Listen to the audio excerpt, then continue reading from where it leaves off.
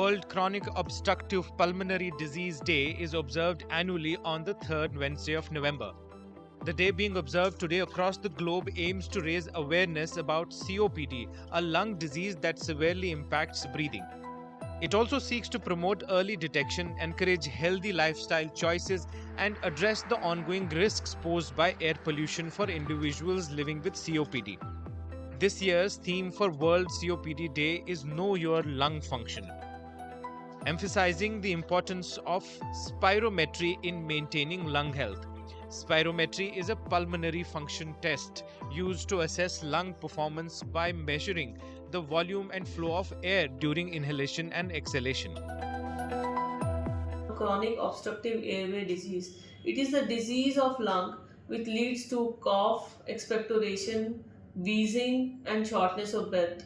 Most people present with early morning cough and expectoration, followed by shortness of breath, which require inhaler and nebulizer.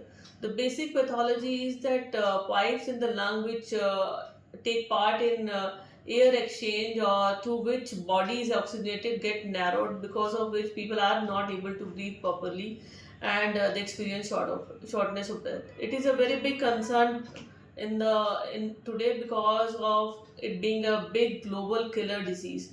It is second most common cause of death all over world, and it is rising exponentially. The primary causes of COPD include smoking and prolonged exposure to air pollution, although genetics also play a significant role. Exposure to poor health quality increases the risk of hospitalizations and mortality for individuals with COPD.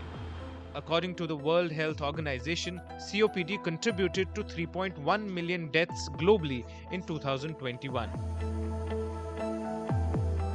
Every year we see the increased number of this air quality index during that particular season, and the patient is exposed for a longer period of the time, like the duration increases and the concentration of the pollutant increases in the air.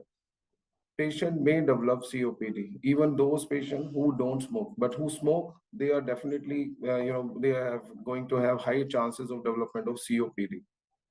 Here I would like to add one thing that, when a patient has a chronic inflammatory condition in the lung, they have a low immunity in the lung that lead to the repeated infection in their lungs.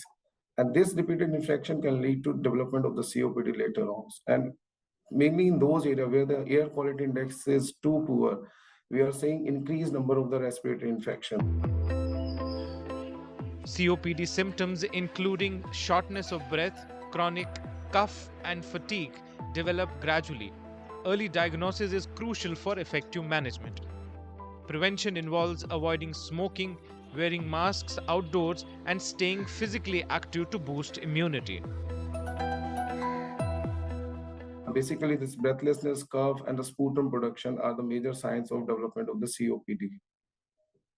And another thing, like patient may have a repeated infection problem. Patient land up in our OPD and in the emergency with the history of the fever.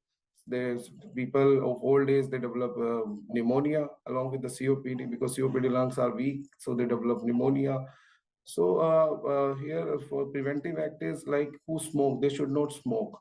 And the people who are exposed to the smokers, like who are having a second-hand smoke, they should avoid that second-hand smoke, because second-hand smoke is equally harmful for the people who don't smoke.